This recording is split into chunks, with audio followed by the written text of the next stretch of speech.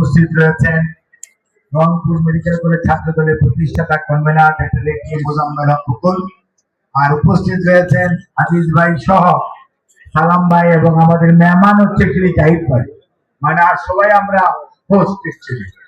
বাচ্চু, নাবু ভাই, রকুনি, ফিরোজ মাহমুদ, ইকবাল, আর খায়রুল, নজরুল, তারপরে আর তো সবাই নাম বলছি, আর এখানে সিনিয়র নেতৃবৃন্দ আছে।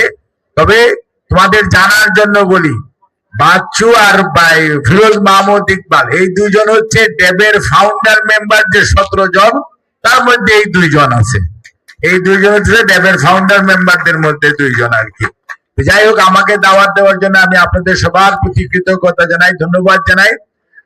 এবং আমি আপনাদেরকে বলবো যে এই জিনিসটা, যে বর্তমানে দীর্ঘ 17 বছর আন্দোলন সংগ্রামে আমরা সবাই রাজপথে ছিলাম, আপনারাও ছিলেন, এবং তারই পরিপ্রেক্ষিতে একটি সুষ্ঠু নির্বাচনের মাধ্যমে আলহামদুলিল্লাহ জনাব তারেক রহমানের নেতৃত্বে বাংলাদেশ জাতীয়তাবাদী দল আজকে দেশের সেবা করার সুযোগ পেয়েছে। ইনশাআল্লাহ আমরা আপনাদের সবাইকে সাথে নিয়ে বাংলাদেশের মানুষের পাশে থাকতে চাই। যেরকম ভাবে দেশের মানুষ যে আমাদের পাশে থেকেছে, ঠিক একই ভাবে আমরা রেসিপ্রোকেট করতে চাই।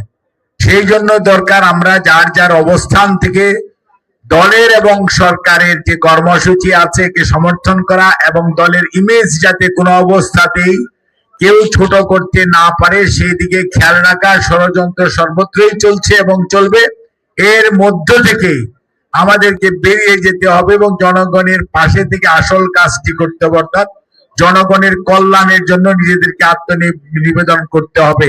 ইতিমধ্যে আপনাদের মাঝে উপস্থিত হয়েছেন ডিজি মেডিকেল এডুকেশন, সে তাকেও আমরা ধন্যবাদ জানাই। অনেক আসছে তো নওগাঁ না Tipu he is from Rajshahi medical college, I think, yes.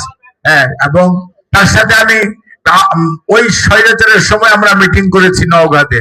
কাজেই যাই হোক, আমি যে কথাটি বলছিলাম যে আমরা সবাই যার যার অবস্থান থেকে সবার দায়িত্ব পালন করব, এবং ঐক্যের কোনো বিকল্প নাই। ঐক্যবদ্ধ ভাবে সবাইকে থাকতে হবে। ভুল ভ্রান্তি কম্পিটিশন থাকবেই, মন কষাকষি থাকবেই, কিন্তু তার মধ্যে বৃহত্তর স্বার্থে, দেশের স্বার্থে, এবং জনাব তারেক রহমানের সাহেবের আমাদের প্রধানমন্ত্রী, ওনার নেতৃত্বে যাতে বিএনপি জনগণের যে কমিটমেন্ট রক্ষা করতে পারে, সেজন্য আমরা আমাদের সর্বোচ্চটা দিয়ে চেষ্টা করবো ইনশাআল্লাহ।